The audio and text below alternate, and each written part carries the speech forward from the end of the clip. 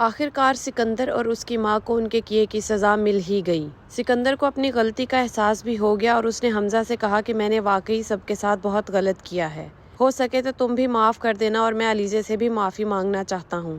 عریشہ کو تو اس کے گناہوں کی سزا سکندر کی صورت میں مل ہی گئی تھی۔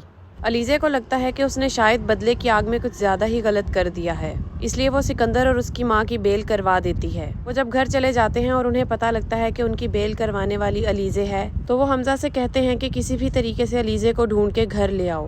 سکندر کی ماں بھی اس بات میں سکندر کی ہاں میں ہاں ملاتی ہے، جا کر حمزہ سے اپنے کیے کی معافی مانگتی ہے اور کہتی ہے کہ اپنا گھر برباد ہونے سے بچا لو۔ حمزہ اپنی ماں کے کہنے پر علیزے کو ڈھونڈتے ڈھونڈتے اس کے گھر پہنچ جاتا ہے۔ علیزے جب حمزہ کو دیکھتی ہے تو وہ حیران رہ جاتی ہے کیونکہ اسے امید نہیں تھی کہ حمزہ اسے لینے واپس آئے گا۔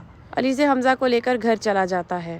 جب علیزے گھر آتی ہے تو ارمین بیگم علیزے کے پاؤں پڑ کر اس سے معافی مانگتی ہیں اور کہتی ہیں کہ مجھے پتا ہے میرا جرم ناقابل معافی ہے، لیکن اگر تم بڑا دل کر کے مجھے معاف کر دو تو میری آخرت بچ جائے گی۔ علیزے کہتی ہے کہ میں نے اللہ کی رضا کے لیے آپ کو معاف کر دیا۔ علیزے نے نمرہ کے ساتھ جو کچھ بھی کیا اسے اس چیز کا بہت دکھ ہوتا ہے۔ وہ اللہ سے رو رو کے معافی مانگتی ہے کہ آپ مجھے معاف کر دیں۔ حمزہ سے علیزے کی یہ حالت دیکھی نہیں جاتی اور وہ اسے تسلی دینے کے لیے اس کے پاس آ جاتا ہے۔ وہ کہتا ہے کہ تم نے جو کچھ بھی کیا وہ صحیح نہیں تھا، لیکن جس وجہ سے کیا وہ بالکل ٹھیک تھی۔ علیزے حمزہ سے کہتی ہے کہ آپ پلیز کسی طریقے سے دائم کو ڈھونڈ کر واپس لے آئیں۔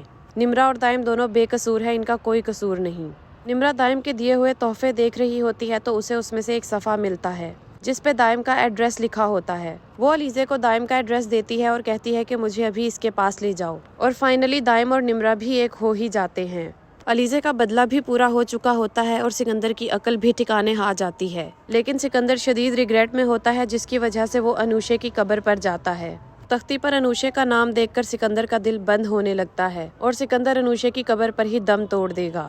ناظرین، آپ کو اس ڈرامے کی اینڈنگ کیسی لگی مجھے کامنٹ سیکشن میں ضرور بتائیے گا۔ ملتے ہیں اگلی ویڈیو میں۔